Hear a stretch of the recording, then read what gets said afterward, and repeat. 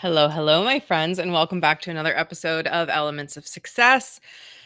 Today we're in transition because we are moving out of earth and stories into air and energy. So we're continuing along with my seasons framework, but this time diving into a slightly different topic. So for the next few episodes, we'll be focusing on our energy and air. And so today we're going to prime some of that and we're really going to be focusing in on the breath. So, welcome, welcome. And just in case you don't know me, I'm Safriana Luna, the Queer Spirit Guide. I am a licensed trauma therapist turned transformational mentor, author, speaker, CEO, and guide. And this program is a culmination of my many years of work and therapeutic wisdom, kind of tossed in with a fun spiritual framework so that you can learn these skills in bite-sized pieces. And all of these skills that I teach here have helped me tremendously.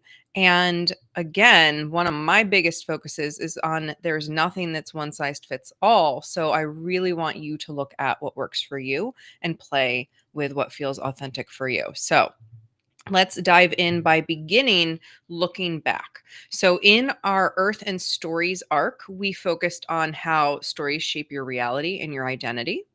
We learned about my concept of trauma north and how our early experiences create these directional pulls, these triggers, these challenges for us that we loop back to over and over and over again in our life cycle, which I call trauma north, inviting us to look back at where we've come from and how we're continuing to grow.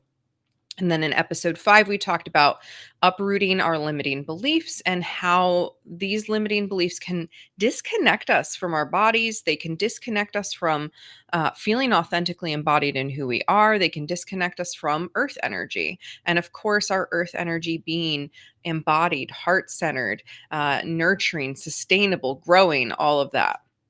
And then finally, we wrapped up our Earth and Stories segment by talking about replanting our garden of self with earth connected, empowering narratives, remembering you are a part of the interconnected web of life, that you are worthy, that you deserve to grow and flourish and pursue your dreams, and really thinking about ritual or symbolism that can anchor in your garden of self. So, all of those are there for you to review if you are currently a member of the Passionistas community. So if you're not, that's where you can head over and see all of the replays now, literally now. So let's move on into air.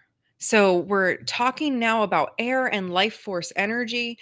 And I want to again begin with just a little primer about what I'm talking about, because I know it to be true that not every person in the world experiences energy the same way. In fact, some people, when we talk about energy, it doesn't really mean much to them because they don't perceive energy the way that others do. So, for the purpose of our conversations here, I really want to anchor into life force energy and how that relates to the breath and how it relates to the element of air. So, we're going to start there so we can all be on the same page. To me, life force energy is the vital energy flowing through all living beings. It's called prana in the yoga tradition. It's called nuvra in druidry, the force in Star Wars. There's so many different ways to describe this energetic life force that lives within all of us. And one of the number one ways we can tune into our energy and really play with it is through breath and through breath control. So, the practice of conscious breathing directs this energy, and that practice is known as pranayama.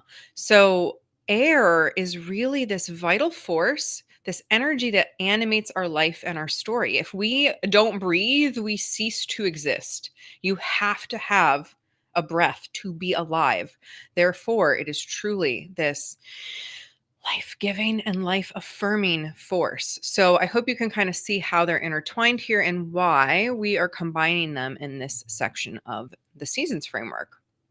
So the air element itself teaches us to communicate, how our communication, what we share outward, is how we express our authenticity to the world. And it also Air relates to our thought patterns. In traditional, like tarot, witchcraft practices, a lot of times mental energy is associated with the air element. And, what comes to mind is like airheadedness. It's a good way to remember it is airheadedness. Literally air is associated with thought. And that mental energy can either support or drain our vital life force energy. So, as we talked about stories and we talked about earth, we were talking a lot about our limiting beliefs and the stories that we tell ourselves versus the stories that we really want to build up for ourselves. Because I know you can experience this. We've talked about it a little bit so far in the series, but when you bully yourself, when you have a thought that you direct at yourself that's negative, it is literally the same impact in your brain and body as if an external figure was doing that. So the impact literally in the brain is not good when we're bullied and when we're experiencing abuse or negativity or limiting stories. We have this impact that drains our energy, right? We get more stress hormones, we get more cortisol, we get more of that like body pain and ache because our thoughts are literally draining our energy by affirming that we're not good enough or whatever other shaming, blaming, disappointed, fearful thing we might tell ourselves. So our thought patterns are huge, and why that was really our foundation in moving forward, because your thoughts impact everything. The stories you tell yourself impact everything. So we want to continue to clear up our stories so that we can have better energy overall, better mental energy, better ability to stay in tune and in alignment with what is ours. And then, of course, our vital energy, our actual lived embodied energy, the life force that transforms our intentions, our thoughts into action. And this is huge in manifestation. I always, whenever I talk about manifestation and I start to teach on manifestation, I always remind people it is not just aligned thoughts, but it's aligned action. So air and this element that we're working with, this life force energy and air here, that's the two things, the thought patterns and then the lived, breathed, embodied actions that we bring out into the world. That's the cornerstone of manifestation, aligned thoughts and aligned actions. So I want to begin by talking a little bit about the breath. We're going to talk a little bit about just some implications for breath and thought. And then I'm going to teach you 6 individual breaths today that you can use in your own time and space to regulate yourself, to practice with yourself. I really want to, before I dive into talking about the breath, I know I've shared a little bit about this before in past episodes, but I took a year-long breathwork apprenticeship where we lived and breathed every day in the presence of the conscious breath. And I learned so much. And one of the things that I've been so key to emphasize to you all is to not rush, to not force it, to not overdo it. So it's super important that we let our nervous systems update gradually, but that we're steady and consistent with it so that we can grow. So all of the breathwork practices that I'm going to teach you today, if you've never done them before, my suggestion is to try it once or twice. Like try the breaths once or twice, then maybe try them for a minute or 3 minutes. Work up to 5, maybe work up to 10. I like to try and aim for 5 minutes of conscious breathing a day. And that's it. It doesn't have to be overcomplicated. The thing is that as you train yourself with those little bits and pieces and you build the ramp towards better breath, it will integrate over time and you'll find yourself breathing better, more naturally over time. So that's the good news. So the 3 levels of breath. We have survival breathing. And I know you all know this. I know I was here yesterday, literally. There was a moment where I found myself really shallow breathing because I had gotten some text messages from some family members that really just set me off and they made me upset. And I found myself shallowly breathing in my chest, disconnected from my life force for a moment. So this can be shallow breathing, right? It's very just right here.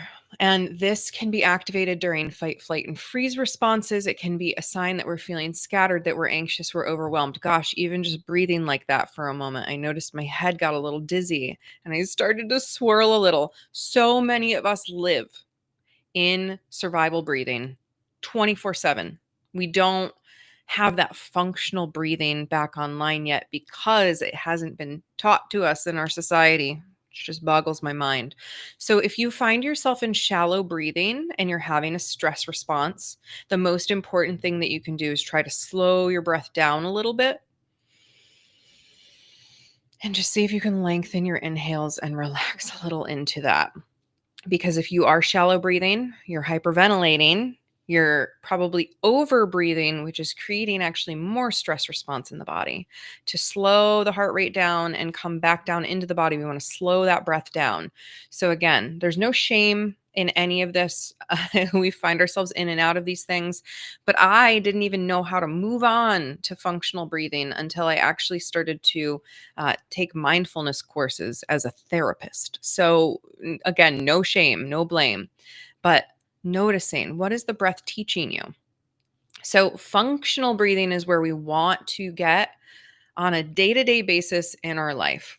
So, functional breathing looks like a moderately deep breath where the belly does pump a little bit and we feel that movement in the belly. This means that we're getting the breath deeper into the body. And this is actually having the capacity to sustain our basic life functions. If you hyperventilate and you're shallow breathing all the time, it's very hard to thrive. It's very hard to move forward. So, functional breathing invites us back into like, okay, I'm okay. I'm alive. But I might not be fully alive. I might not feel fully resourced yet because I'm just functioning. And again, that's okay. This is the goal where we want our breath to get to on a day to day basis so that we're functioning through the breath. And then we can move on to vital breathing, which is really the embodied, present, aware breath, where there's the depth, the full body response, and we're connected to that life force energy because we're tying in the conscious mind with the body. We're pairing these things and we're able to really feel the full essence of life in that really deep, vital breath. So, of course, when we are able to really be embodied in the breath, this activates our parasympathetic nervous system, which means we calm down, we see that we're safe, and we can know that we're in that deeper vital breathing because we really feel grounded, we feel clear, and we might even feel energized. And that is actually the goal from some of the intentional breath work. So, again, this is just a high level overview of the breath. But we want to move out of that survival breathing into more functional breathing. And we don't do that by rushing and trying to retrain ourselves to breathe all the time. When I first started practicing conscious breathing, it was literally whenever I would put my hand on a doorknob, that would be my remind, oh, right, breathe.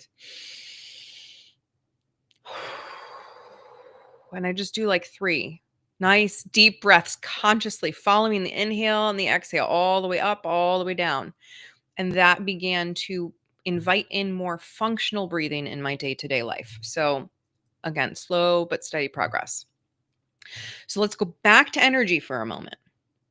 When we're energy draining, aka we're probably in that survival breathing, we're probably hyperventilating, we're overdoing, right?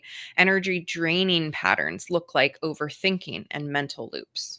This creates stagnation because we're literally just circling that same drain of our trauma north over and over again.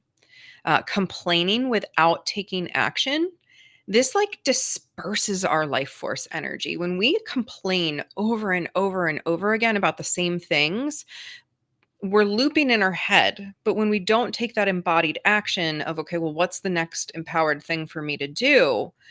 That's when it becomes a drain. It's very important for many of us to verbal process, emotionally process, talk it out with a friend, a therapist, etc.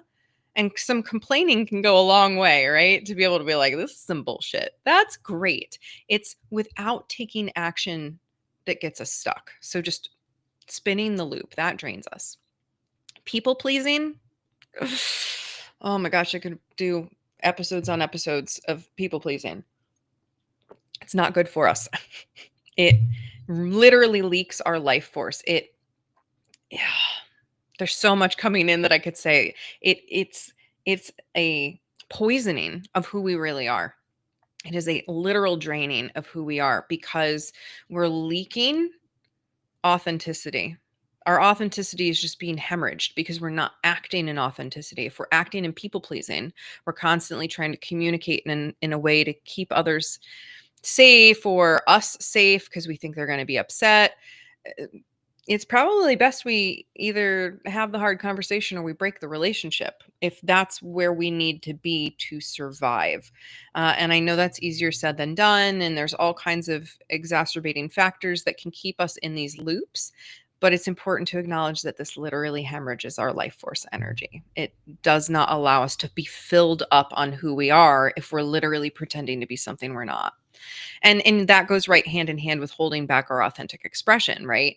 When we put a cap on our truth, when we refuse to share our voice, when we refuse to shine our own light, we're blocking that natural life force energy from flowing forth and outward.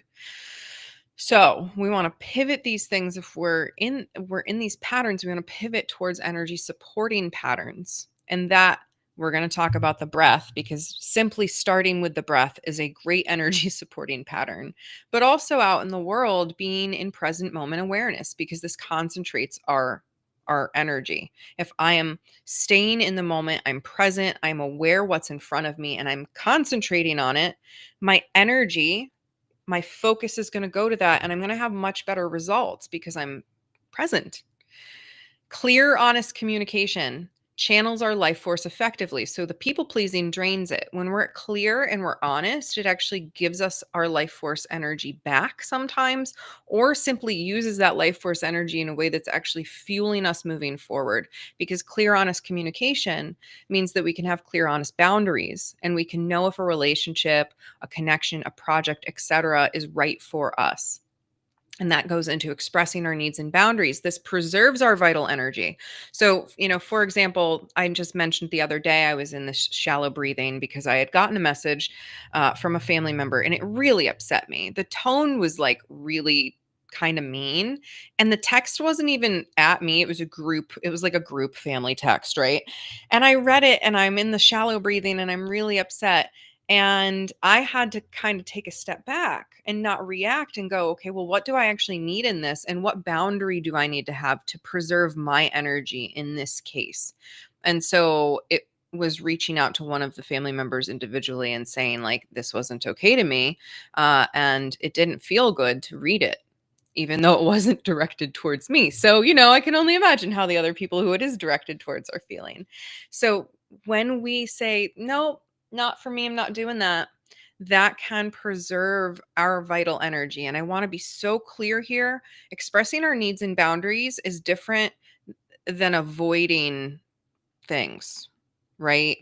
There are some things that we end up avoiding, and they drain our energy anyway, because in the avoiding, we're just spinning in it. It's not being resolved. So, actually expressing our needs and boundaries is taking action to do something with it, and create a container where our vital life force energy can be used properly. So, avoiding or running away from our boundaries or hard conversations or failing to express our needs is not supporting our energy. We can think, we love to think, oh, I'll just avoid this conversation, I'll avoid this person, I'll avoid this task, and that'll preserve my energy, but it often drains it. And then finally, speaking our truth with kindness allows for more natural flow, right? There is truth and compassion. It's important to be compassionate. But as I have always taught people, compassion does not equal enabling. So we don't want to enable others to continue to violate our boundaries. We want to speak our truth with kindness and say, I love you and I want to be in relationship with you. And this is what that would need to look like moving forward. Are you able to meet me there? Or, this project that you've assigned me to is really not for me. And I'd love for you to figure out if we can get someone else on this that's going to feel more in alignment, right? Boundaries and speaking our truth allow us to direct that life force energy. So let's go back to the breath now, because I really, again, want to weave together this connection of air and energy. The science behind breath. When we breathe functionally, or we move into that deeper aware breathing, our body activates the parasympathetic nervous system, lowering our cortisol levels and improving our heart rate variability. So our heart rate can even out. We can feel that calm. You can literally feel this in real time by doing gentle breath holds. This is something you have to train. You cannot force this because I couldn't hold my breath at all because it would elicit panic until I started to do, 3 seconds of breath hold, 4 seconds of breath hold, 5 seconds of breath hold, eventually building up to over 20 seconds of breath hold. And very specifically at the bottom of the breath as well. We'll talk a little bit about that. But at that bottom of the breath holding, I would be able to actually physically feel my heart rate start to slow down. And that's freaking magical when you can feel in your body how the breath is impacting it. So, yeah, you don't have to move right into breath holds, but literally just breathing more deeply. Pay attention. What's happening in your body? What's happening in your nervous system? What's happening in your heart rate? Do you feel as stressed when you take that nice deep breath and you take a minute to just be with the breath? Our mind, breathing and this breathwork practice actually increases our prefrontal cortex activity. It makes us more focused and it reduces our rumination and anxiety, which, God, if there is not a ton in the world right now to ruminate on and have anxiety about, right? So, the magic of having this breath tool literally constantly available to you. You don't have to do anything fancy. You can just deepen the length of your inhale, deepen the length of your exhale, maybe pause a little at the very bottom of the breath for just a second to let the CO2 and the oxygen and all of those inner chemicals do what they need to do to make you healthy and vital. When we breathe, our amygdala response becomes regulated, which actually helps our emotional resilience. It supports our mood stability. So, literally stopping, pausing, and taking a breath really does shift things for us. And we want to think it's got to be so much more complicated than that, you know, we need all of these fancy tricks and pills and techniques, but literally breathing. This is the wonder cure to be able to breathe, let the brain do the things that the brain needs to do and settle, and our body get the oxygen that it needs, our blood get the oxygen it needs. Spiritually, our spirit, when we breathe, it enhances that present moment awareness again, which deepens our sense of connection with the universe, with the world, with others. And it can support, of course, meditation. Sometimes meditation is literally sitting on the porch and breathing for a few minutes, looking at the birds peck at the ground or the bugs buzz around. Oh my gosh. That can be meditation. Simply breathing can be a meditation, but it certainly supports and enhances our experience of being able to drop in. And then what's interesting about breath is in community, because I assert that there are 5 bodies: the body, mind, emotion, spirit, and community body that we all possess. And when we breathe together in groups, it can build empathy, it can strengthen social bonds, and it can create group coherence, which is just cool. And I've been a part of breathwork groups before and experienced that, where we were breathing together, practicing a technique together, and that sense of resonance and oneness that can come from that. And again, research shows just 5 minutes of conscious breathing can shift your nervous system from stress to restoration, get you out of that sympathetic into the parasympathetic nervous system, from that fight, flight, freeze into calm and relaxation. So there's so much good stuff about the breath. And before we get into our actual practices, I just want to say the breath is not one size fits all. Like literally everything, it is not one size fits all. There are different breaths for different things. You can always default to that functional deep breath where you just breathe low into your belly and maybe blow it out, right? That can be, you don't have to do anything fancy. But if you have some of these specific things you're working on, I'm going to give you some tips on what to do. So if you are anxious or overwhelmed, you want a slower, longer exhale. So ocean breath and box breathing are great ideas for this. You want to avoid rapidly breathing until you feel more regulated. So you don't want to do skull shining or bellows breath. You don't want to do it. It's going to make you more anxious. So you want a slower, longer really easy breath if you're feeling anxious and overwhelmed. Really blowing out the can be good too.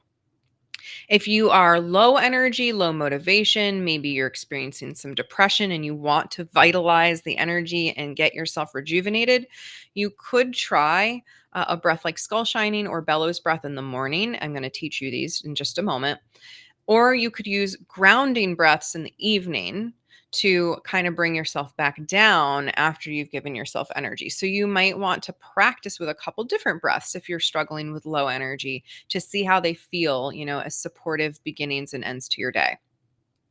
And if you are a really sensitive person, and what I mean by this is like your nervous system is very easily primed for activation right now, you are overwhelmed by energy right now, you're overwhelmed by emotions right now, just begin with something gentle, both alternate nostril breathing and humming bee breath. Again, I'm going to teach you all of these are really great for when you want to slow down. The biggest thing is to pay attention to your body's signals and listen to what you need. Your breath practice should feel supportive, not stressful.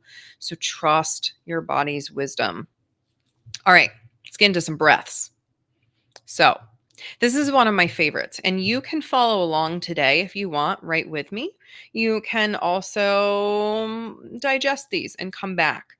But I highly recommend trying at least one intentional breathwork practice, whether it's from my list that I'm giving you today or that functional breathing. I also have a free functional breathing meditation on my website. Like, there's lots of resources out there, YouTube, so many things, but I highly recommend practicing intentional breathing at least once this week to just see what it's like.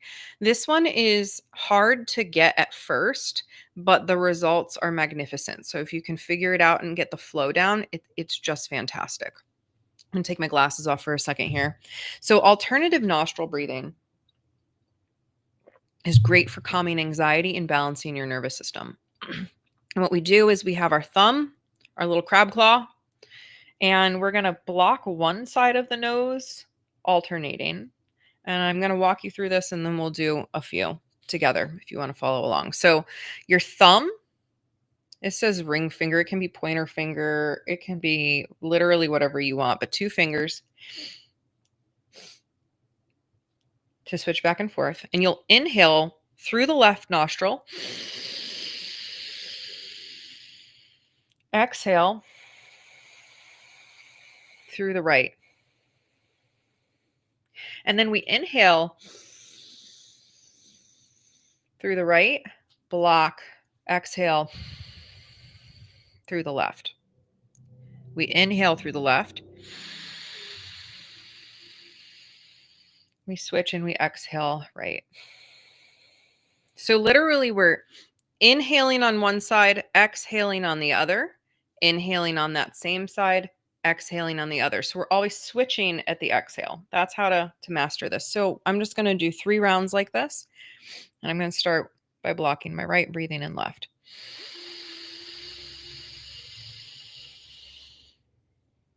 Switching.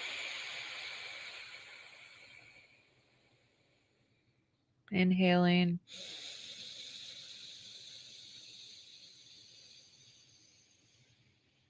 Switching. Inhaling.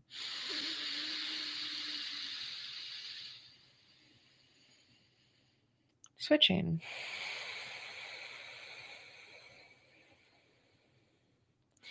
And what's so fantastic about this breath is it balances both hemispheres of the brain. We're kind of going back and forth. So we're calming, then we're activating, and then we're activating, and then we're calming. We're going back and forth between right and left hemispheres. So this one, again, is so fantastic if you're anxious, if you want to feel more balanced, both energized and calmed in equal measures. And you can do this breath for a minute. You'll notice it's a really loud breath. With the restriction, you're breathing a little slower. You're inhaling slower, you're exhaling slower as well. So that is what alternate nostril breathing looks like to create your inner equilibrium. So this one, skull shining breath, Kapalabhati, I love this one. But it's very activating. So this is for energy, it's for mental clarity, it's for focus. And the way that we do this one is that the exhale is very forceful through the nose, not through the mouth. But our inhale is actually passive. It's very soft. So this breath is very rapid. It's like a pump. Every time you do it, the torso kind of pumps. It's very similar to bellows breath, which we'll talk about momentarily. But again, the passive inhale is just basically a quick suck in of air and then like we're blowing a gnat out of our nose, which gosh, I've had to do in that buggy garden before. So we're not doing regular breath here. Again, play with this one because this is very activating, energizing, can clear that mental fog. That's why it's called the skull shining breath. It's literally like shining all that fog away and bringing that mental clarity into focus. So I'm just going to do about 20 to 30 here to demonstrate for you. You can follow along if you want. So again, passive inhale, forceful exhale.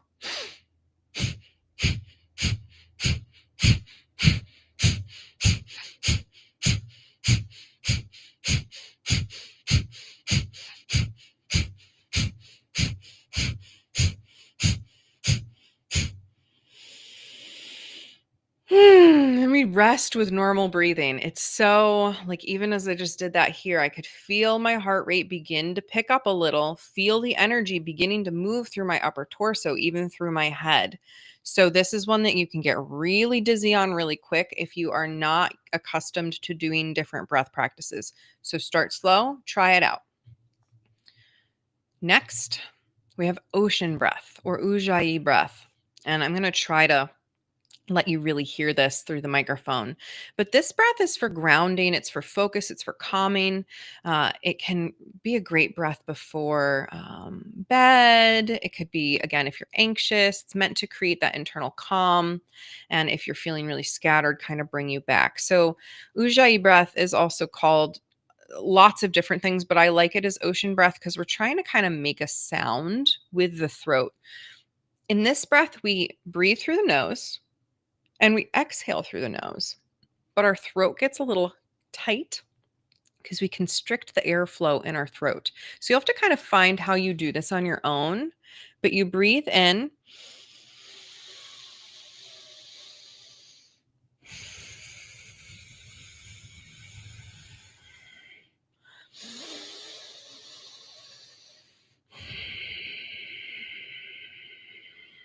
So the slight constricting is kind of creating a sound when you breathe in and out.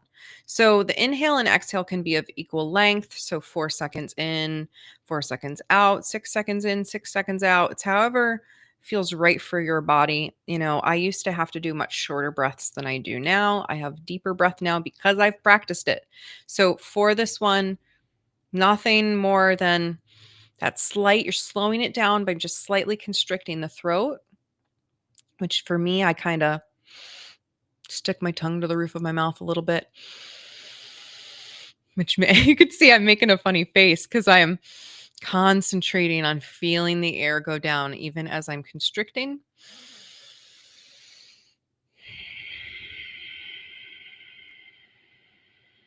And as I'm exhaling. So for this one, you could do as many as you wanted, but really the goal is to feel that calming coming in. So again, I'm just going to do about 3 of these breaths here.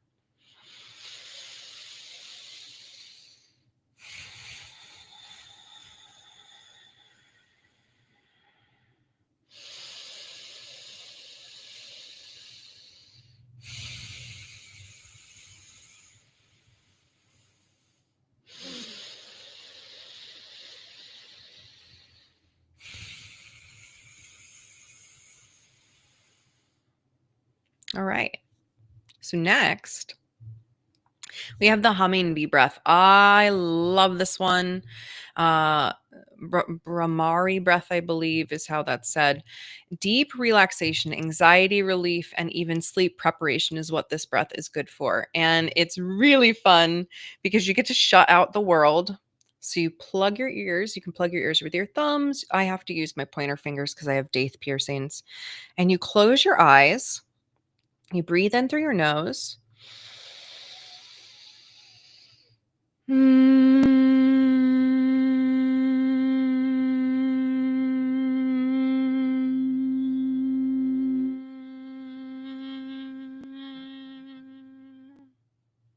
So that's B breath.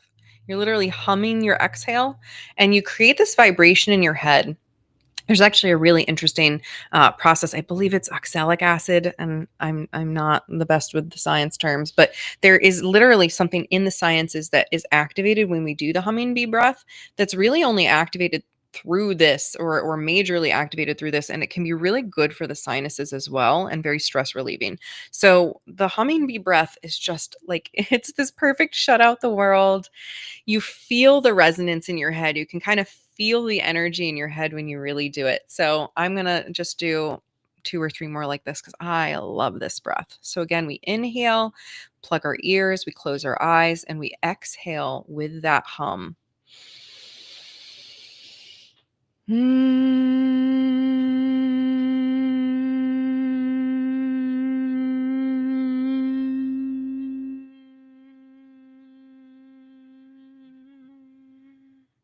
It's like music in your head.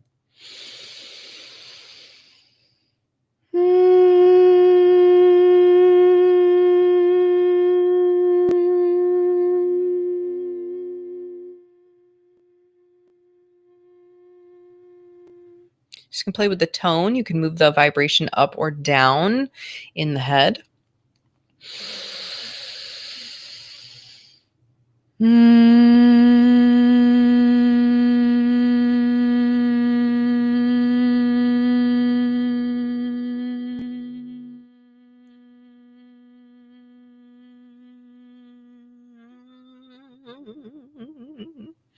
Can also do an expiring bee breath, which is what I just did, where you try to literally keep exhaling with the hum until you literally, like, the breath is gone and you can't make any more sound. So that usually sounds like it petering out or kind of warbling in and out, and that's fun too. So the bee breath is one I really love to play with. It feels really good. All right, and then finally, I think last but not least, I haven't been keeping count here. Box breathing. And Samavriti is like a simple visualization. You can add a somatic component by playing with your hands, but it's about doing equal inhale, pause, exhale, pause. And I talked a little bit about the breath hold. So I want to, before we go into this one, just explain a little bit about what happens there. When we hold at the top of the breath, so we inhale and then we hold it here, this is activating. This makes our heart rate go up because the body's like waiting for that release. It's a tense feeling. So if you hold your breath at the top, a lot of us do this when we're anxious. We literally, and we stay stuck here. So it's so important to exhale, but we can hold at the top of the breath for a little bit of activation, and we can hold at the bottom of the breath for that deactivation regulation kind of coming down. So I love this breath as a beginning to practice with both and noticing what they're feeling like in the body. But if you are a highly anxious person, you could turn this into a triangle breath. And instead of making it a square, you can breathe in, breathe out, and hold at the bottom. So that's an alternative to this one. Again, you want to play and practice and see what feels good for you. But when we're using a shape breath, the emphasis is on the shape is creating the breath. So for box breathing, we're literally creating a box with 4 sides. So we inhale and we'll do for 4. We pause for 4. We exhale for 4. And then we hold at the bottom for 4. So again, we inhale, hold, exhale, hold. So you can again see how I'm tracing the shape with my finger here. You could do the triangle. Inhale for 4. Exhale for 4. Hold for 4. And then inhale, exhale, hold. This is to create that equilibrium, again, that balance. It doesn't have that constriction of the ocean breath, which can feel a little inaccessible sometimes. With the box breathing, you can do an inhale through your nose, exhale through your mouth. We want to inhale through the nose, literally scientifically, as much as we can, because that is what gets deeper. It might feel like breathing through the mouth is going to get you a deeper breath, but it in reality does not. When we breathe through our nose and we breathe deeply into the body, we are sending all the oxygen to all the little cells in the bottoms of our lungs that need that oxygen to reach them. So it's really important to inhale through the nose as much as you possibly can. But when that exhale comes along, do what feels good. So box breathing or triangle breathing, again, are some possibilities for you to play with. You can deepen this. You can increase the length of your inhales and exhales. You can increase the length of your holds. All of that is possible for you. Oh, yeah. Okay, we do have one more. I was like, wait a minute, are we on 5 or 6? So how could I forget bellows breath? Because this is one of my favorite. And we get to really do a somatic practice with this one as well. So when we did the shining skull, it was that passive inhale and forceful exhale. Right? That is that breath. Bellows breath is rhythmic breathing. It's rapid. It's through the nose, but it's equally forceful on the inhale and the exhale. And I love to use my arms with this one and get that full body experience of pumping my lungs, pumping my chest, really being embodied. So we breathe through the nose and we exhale through the nose. So you can try this. It's like you're a bellows blowing into that fire. So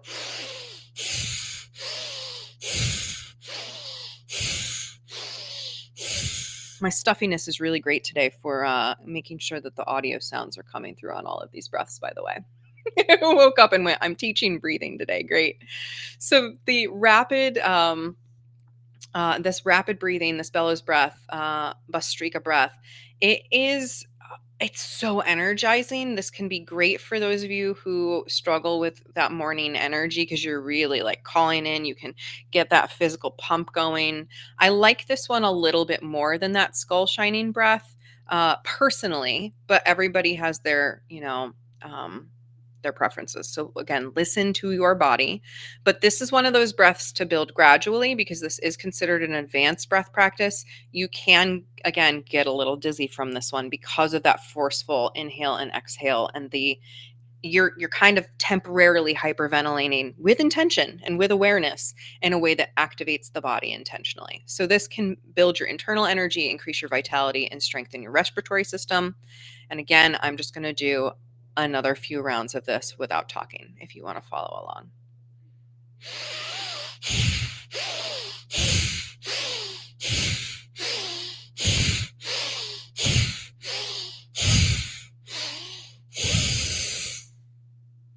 I love it. It feels good. It also feels, again, very energy activating. So pay attention to that. So as a just wrap up and reminder about the breath before we do a brief breathwork practice together, I just want to remind you that your breath connects you to your present moment awareness. That's mindfulness. It's that non-judgmental being in the moment. It connects you with your life force energy, the vital energy that animates all of your life.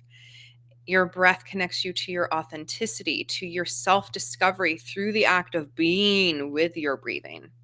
And it also connects us to this universal sense of connection, to knowing that there's this deeper awareness, that there is this shared path, that all of us here on planet Earth are, breathing in some way. We're communing with oxygen in some way, whether plant, animal, or otherwise, right? And so there is this beautiful knowingness, that feeling of that life force energy. So you can, of course, Make your own breathwork practice as fancy as you want. You could light a candle, you can set an intention, you can find a quiet, comfortable space. You can honor that breathing is as ancient as humans are because we've always been breathing to be alive, and that there are many ancient cultures around the world, indigenous cultures, various teachings from all kinds of spiritual paths on breathwork and this practice. Pranayama again. And you can approach everything with curiosity and self compassion, but you also don't have to do anything fancy. So the baseline is approach with curiosity and self compassion. The rest is just fun and play if you feel like it. So let's go ahead and breathe a little together here. And I'm not going to do any fancy breath work here. You do not have to have learned everything that I just taught. Again, this is here for you. You can go back and review them. But I just want to invite you into relationship with your breath here for a few moments to get curious, to be compassionate. So, as we land here in this present moment, wherever you are, I invite you to just tune into your breath. You are breathing, whether deeply or shallowly, quickly or softly. You are breathing. So, just notice what's here in the breath in this present moment.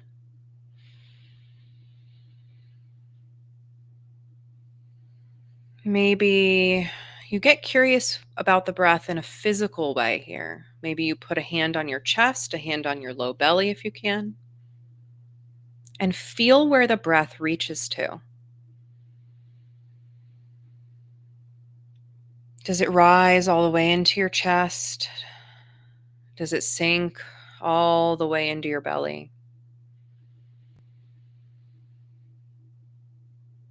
Can you stretch the breath any further without forcing? Breathing a little deeper or extending it through any other areas of the body?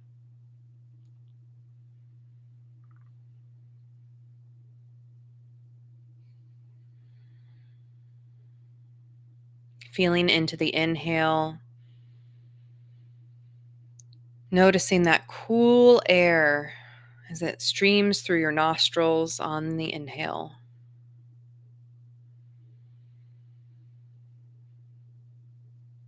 And then noticing the exhale, feeling the warmth as your body gently collapses back to center.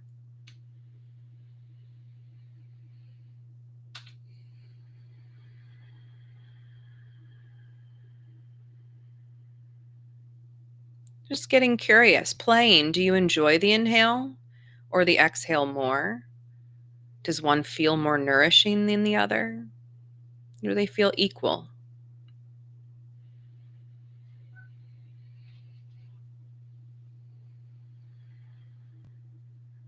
Just noticing, no judgment, present, mindfully aware of the breath.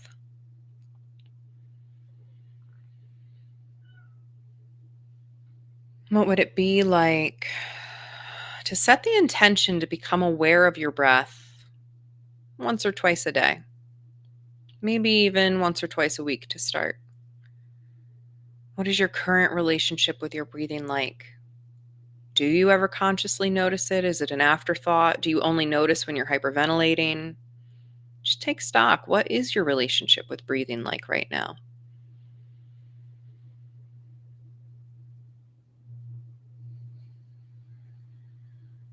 And is there anything you want to change about that relationship with your breath, with your vital life force that flows through you from head to toe?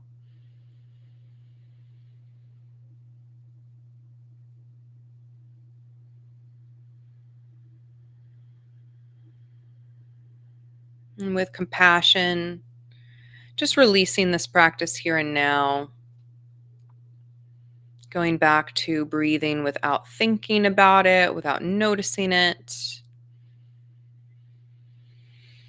And I invite you to go into a no tiger twist. If the eyes have closed, you can blink them gently open and take some moments to look around your space, looking above, to the right and left, down and around and behind.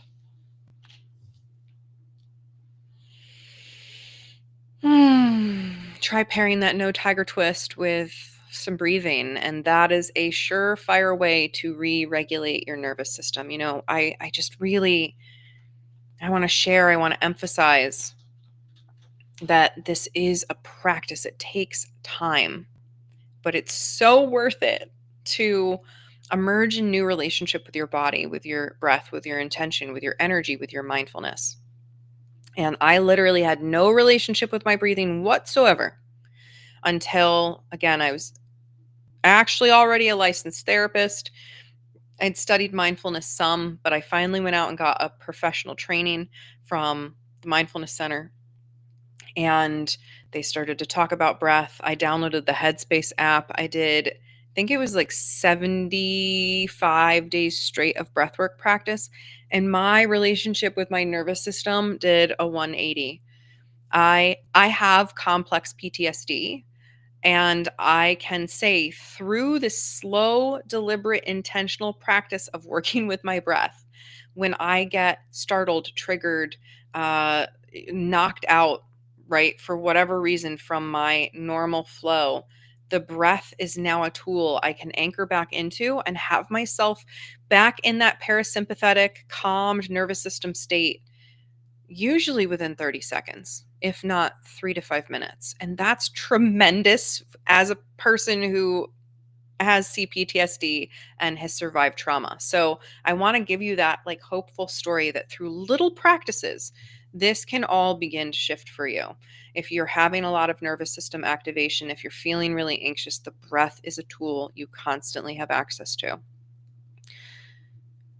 So, my invitation to you this week, and again, there's no judgment, never any right or wrong if you don't practice it. It's all up to you.